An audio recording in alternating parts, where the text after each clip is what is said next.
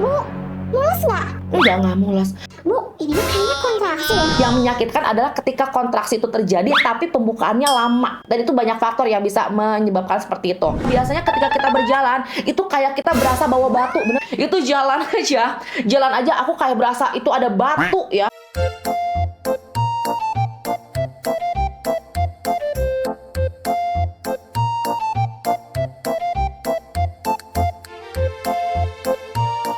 Dan hai, assalamualaikum warahmatullahi wabarakatuh. Ketemu lagi sama aku, Restia. Terima kasih ya buat teman-teman yang udah datang ke channel YouTube-nya aku, yang udah mau ngedengerin cerita-cerita aku. Dan di video kali ini aku akan bercerita lagi seputar kehamilan ya, tepatnya kontraksi. Menarik buat dibahas. Jadi di sini aku akan bahas 3 poin penting dalam tema kontraksi ini. Yang pertama adalah apa aja sih tanda kontraksi itu muncul. Kemudian yang kedua, apa sih yang harus kita lakukan kalau kontraksi itu muncul. Dan yang ketiga, apa yang harus kita lakukan untuk mengurangi rasa sakit kontraksi. Nah, sebelum masuk ke videonya, ke inti ceritanya, buat kalian yang belum subscribe, please ya, klik tombol subscribe karena itu gratis biar mendapatkan notifikasi setiap kali aku upload video yang baru. Oke, sekarang kita akan mulai. Di poin yang pertama adalah tanda apa aja kalau misalnya kita merasakan kontraksi. Soalnya jangan sampai salah loh moms ya. Pada saat aku kemarin mau ngelahirin ya, ternyata aku sudah kontraksi tapi aku tidak menyadari itu. Aku pikir bayi janin aku itu lagi bergerak banyak ya. Jadi kalau misalnya dulu pas janin aku bergerak banyak itu perut aku memang selalu mengeras. Udah kayak gitu aku pikir pada saat itu memang sudah mau masuk masa kelahiran kan. Nah dia itu lagi ngajak main. Udah gitu aku bilang lah sama asisten aku saat itu, memang dia backgroundnya adalah bidan. Aku bilang kayak gini, Des, lihat deh si Ade, dia ngajak main aku terus. Masa dia tenang-tenang terus kerjaannya sampai aku nggak bisa tidur? Aku bilang kayak gitu ya. Terus dipegang lah sama dia. Dasar bidan, dia bilang gini, Ibu, mules nggak? nggak mules. Bu, ini kayaknya kontraksi ya. Sampai aku nggak bisa ngebedain mana itu kontraksi, mana itu bayi yang ngajak main. Coba, nah sekarang kita cek ya, apa aja sih tanda-tanda kontraksi itu. Jadi penyebutan kontraksi adalah suatu kondisi di mana tubuh siap untuk melahirkan. Nah kontraksi itu juga ada 2 ya, kontraksi palsu sama kontraksi asli. Terus kondisi kontraksi itu gimana sih? Kondisi di mana perut itu terasa tegang dan keras, dan itu akan sedikit terasa serasa dipijet perut kita. Nah, pada kondisi kenapa senyum, lupa ya? Oke, pada saat kontraksi palsu atau dinamakan kontraksi Braxton Hicks adalah kontraksi yang terjadi pada tahap pra-persalinan. Nah, ciri-cirinya apa sih kontraksi palsu? Yang pertama, kontraksi itu cenderung tidak teratur, terasa ringan, nggak terlalu sakit, jadi tidak terlalu mengganggu yang kayak kita mules banget ya. Kadang muncul, baru muncul lagi 2 jam kemudian, baru muncul lagi 5 jam kemudian, dan itu durasinya nggak lama. Nah, itu biasanya terjadi 2-4 minggu sebelum persalinan dimulai, berarti sekitar kehamilan masuk bulan 8 ke bulan 9-nya. Nah, ketika sudah masuk bulan 9 atau usia kandungan 37 minggu sampai ke 40 minggu, nah ibu hamil udah mulai harus respon nih ya, kapan saatnya kontraksi asli dimulai. Nah, kontraksi asli dimulai, dia ada pembukaan kan, dari pembukaan 1 sampai pembukaan 10. Pada kontraksi yang sudah teratur, masuk ke pembukaan 1, artinya kalau pembukaan 1 itu jadi mulut rahim itu sudah kebuka 1 cm. Dan for your information ya, mulut rahim yang sudah terbuka itu nggak bisa menutup kembali ya. Jadi ketika dia membuka 1 cm, dia akan terus-terusan membuka. Lamanya tergantung respon tubuh si ibunya. Kontraksi yang terjadi dengan interval waktu yang teratur adalah tanda bahwa persalinan sudah semakin dekat. Pada saat kontraksi terjadi 45 detik sampai 60 detik, nyut, dia keras tuh. Nyut, 45 detik sampai 60 detik dengan interval 3 sampai 5 menit sekali.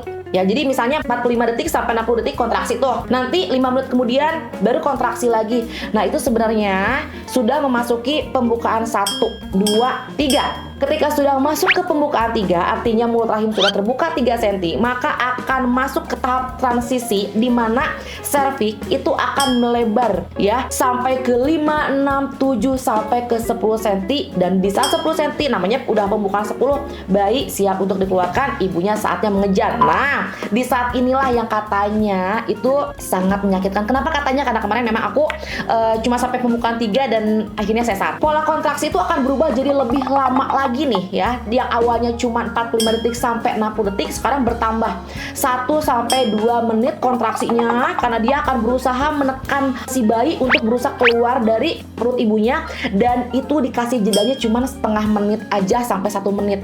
Jadi setiap 1 menit sekali kontraksi jalan. Kontraksinya 2 menit, berhentinya 1 menit. Kontraksi lagi 2 menit, berhentinya 1 menit. Nah, itu dia pembukaan 3-10 seperti itu.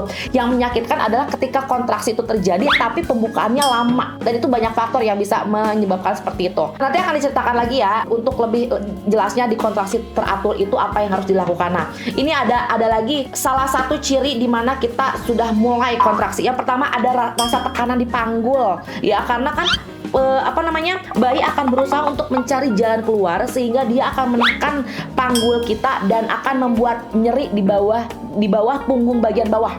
Ya, apalagi kalau misalnya sudah berjalan tuh, kalau misalnya kepala bayi udah nongol, biasanya ketika kita berjalan itu kayak kita berasa bawa batu, bener? Itu jalan aja aku kayak berasa itu ada batu ya, maaf ya, di bagian bawah aku yang sanggup meluncur kapan aja sampai yang gitu.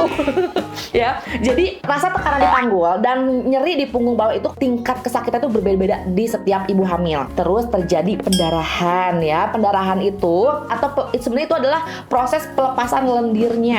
Dan untuk memberitahu sama ibu kalau si bayinya sudah mulai masuk ke bagian bawah, yang udah mulai mencari jalan keluar dan mengakibatkan luka-luka yang akhirnya keluar sebagai darah. Nah, cuman jangan hanya sebagai patokan itu, karena ada beberapa juga ibu hamil yang dia kontraksi tanpa ada pendarahan dan lahir secara normal ya. Jadi tiap ibu itu dia berbeda. Ketika terjadi pendarahan itu biasanya menjadi tanda bahwa beberapa jam atau 1-2 hari kemudian dia akan segera melakukan persalinan.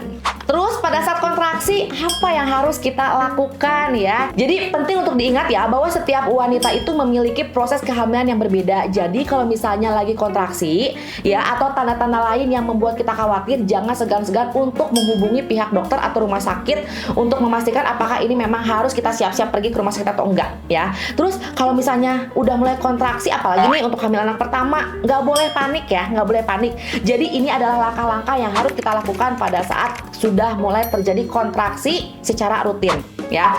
Pertama, hitung durasi kontraksi kita ya, yang tadi aku sempat bilang tuh kalau misalnya jedanya itu masih sekitar 3-5 menit dengan durasi kontraksinya 45 detik sampai 60 detik, itu tandanya kita sudah masuk ke fase bukan 1-3, dan saat itulah kita memang harus masuk ke rumah sakit ya, atau datang ke klinik atau datang ke bidan. Jangan tunggu sampai kontraksinya semakin dekat agar petugas medis dapat mempersiapkan proses persalinannya dengan tenang. Jangan pas kita datang ke sana pembukaan udah 9-10 nggak ada kamar, atau misalnya dokternya lagi melayani pasien yang lain. Jadi pada saat kontraksi pembukaan 1-3 itulah waktu yang paling tepat kita datang ke tempat persalinan, baik itu ke klinik, bidan atau ke rumah sakit. Nah, terus coba buat tenang, karena biasanya kalau misalnya persalinan pertama apalagi kita udah panik duluan. Panik, stres itu akan membuat rasa kontraksi kita semakin sakit ya. Kita pikirnya tenangnya gini, bahwa yang namanya kontraksi adalah proses yang harus dialami oleh ibu hamil untuk melahirkan. Jadi itu adalah sesuatu yang alami, yang sesuatu yang natural, dan itu memang kita hadapi dengan tenang. Kalau misalnya kita udah tenang, rasa sakitnya akan jauh lebih berkurang.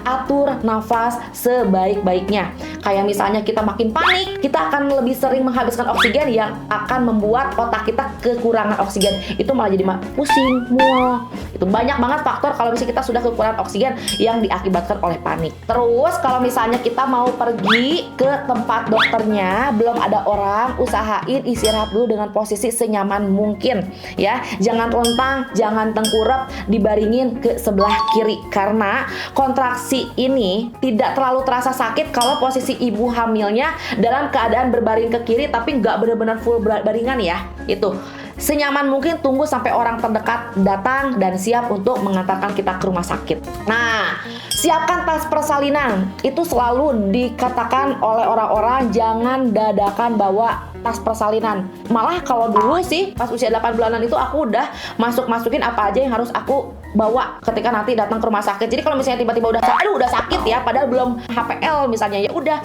tinggal langsung aja angkat koper pindah ke rumah sakit. Jadi kita nggak dalam keadaan yang sudah merasa kontraksi baru deh kita siapin apa yang harus dibawa. Nanti takutnya lupa karena banyak banget perintilan yang harus dibawa pada saat kita datang ke rumah sakit untuk ngelahirin, baju bayi, obat-obatan, banyak perintilannya ya. Nah, udah kayak gitu, hubungi tim medisnya biar kita tahu kapan kita pergi ke sana, dan hindari datang ke tempat medis keadaan sendiri karena kita tidak pernah tahu kapan kontraksi yang semakin intens itu datang. Takutnya rumah sakit jauh atau misalnya kita lagi ngendarain motor atau mobil sendirian, gak ada temen, kontraksinya makin keras, makin kuat, ternyata pembukaannya prosesnya lebih cepat. Takutnya nanti kalau ada apa-apa di jalan, kita kehabisan nafas, atau misalnya kita butuh bantuan, kita panik, kita lemas, nggak ada yang membantu ya. Jadi pastikan pada saat itu harus ditemani oleh orang terdekat. Oke, terus nih ceritanya kita udah nyampe nih ke tempat medisnya, dan biasanya kalau kayak gitu pengen cepet-cepet brojol dong ya. Udah dapat tempat kamar, kemudian kita tinggal tunggu masa persalinan. Lalu apa yang harus kita lakukan untuk mempercepat proses persalinan? Yang pertama adalah sering berjalan kaki. Kadang-kadang kalau misalnya terlalu lama ya pembukaannya itu prosesnya membukanya si serviks itu, bidan atau dokter akan menyuruh kita untuk lebih sering berjalan, bahkan jalannya disuruh cepat. Pernah tuh Erna kemarin ceritakan ya, pada saat dia mau lahiran, kagak lahir, udah nginep semalam atau 2 malam, aku lupa, disuruhnya apa? Lari. Hamil besar disuruh lari. Biar apa? Biar katanya terjadi kontraksi yang lebih hebat lagi, biar pembukaannya lebih cepat. Jadi berjalan dengan perlahan. Kalau yang buat normal mah berjalan dengan perlahan aja. Itu bisa membantu perubahan pada sendi panggul. Jadi untuk mempersiapkan panggul kita membuka lebih lebar, mendorong rotasi juga ya, karena ada gravitasi di situ, biar bayi lebih mudah menemukan jalan keluarnya, jalan lahirnya. Nah, terus juga bisa menggunakan bola persalinan. Tahu kan bola yang gede yang suka ada di tempat gym? Biar nanti kayak si bayinya itu kebanyakan kacak-kacak teren gitu ya. Terus katanya bisa untuk mengkonsumsi buah kurma dan menstimulasi puting susu kita gitu ya, untuk membuat kontraksinya lebih cepat dan persalinannya lebih mudah. Terus nih, yang namanya kontraksi itu nggak ada yang nyaman ya say, semua kontraksi itu sakit gitu. Nah, masalahnya durasi kontraksi setiap ibu hamil itu berbeda-beda. Pada saat kita merasakan kontraksi di pembukaan 1-3, itu biasanya terjadi durasinya sekitar di 8 jam. Kemudian dari pembukaan 4 sampai pembukaan 10 itu terjadi di 7 jam. Itu kalau misalnya kelahiran pertama. Tapi kalau misalnya kelahiran kedua dan seterusnya itu bisa lebih cepat lagi, setengahnya. Bisa 3 atau 4 jam itu bayi sudah siap lahir. Nah, sekarang jadi pertanyaan, apa yang harus kita lakukan pada saat kita sudah tidak kuat lagi menahan rasa nyeri saat kontraksi?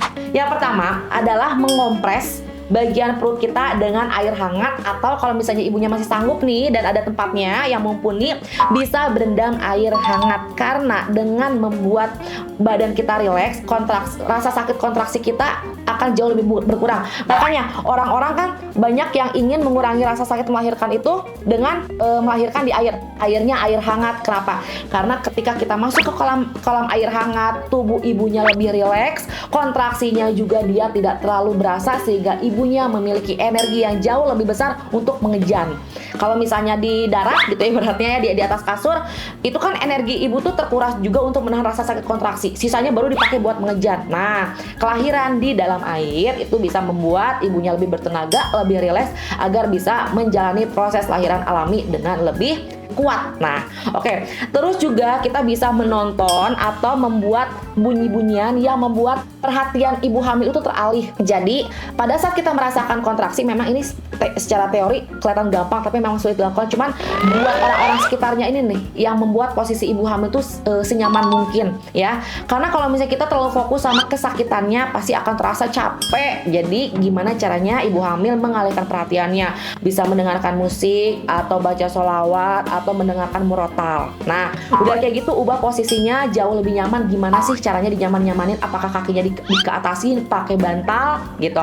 Terus juga yang tidak terlihat tapi berasa adalah meminta support, baik itu dari suami, keluarga, ataupun orang tua. Kemudian melakukan pijatan. Nah, biasanya nih ya kerabat terdekat atau suaminya, coba deh, orang yang lagi kontraksi itu kan merasa sakit di bagian panggul bagian bawah. Nah, itu coba dipijet ya, dipijet ringan untuk meredakan rasa sakitnya gitu. Terus juga kita pun sebagai ibu hamilnya harus melakukan afirmasi positif. Ingat yang tadi kita bilang bahwa kontraksi adalah proses normal menuju persalinan, dan semua wanita kebanyakan yang melakukan proses normal akan merasakannya. Jadi kita harus berpikir positif, kita bisa dan kita kuat untuk mengejar semoga anaknya lahir dalam posisi yang selamat.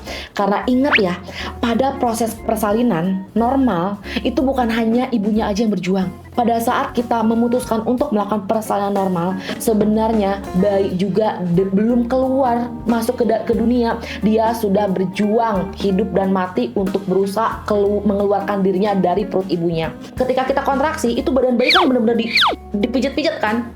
Nah, kita kalau misalnya ibunya aja udah stres, membuat tenaganya semakin terkuras, ingat ada bayi yang harus kita pertahankan untuk merasa kuat keluar dari situ.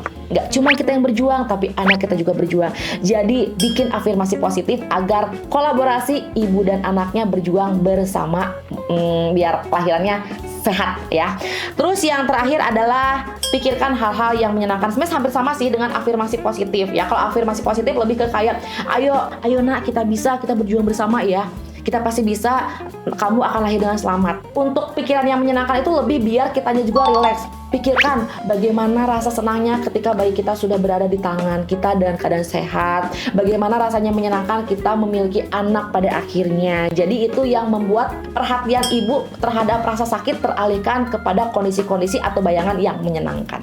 Nah, segitu dulu deh ya yang ngebahas tentang tema kontraksi. Semoga bermanfaat. Maaf ya kalau misalnya masih banyak salah-salah kata atau ada yang kurang. Yuk, ditunggu share, like, dan komennya. Komentarnya apalagi yang harus kita bahas seputar kehamilan ini. Oke, sampai ketemu di video selanjutnya. Assalamualaikum warahmatullahi wabarakatuh. Dadah!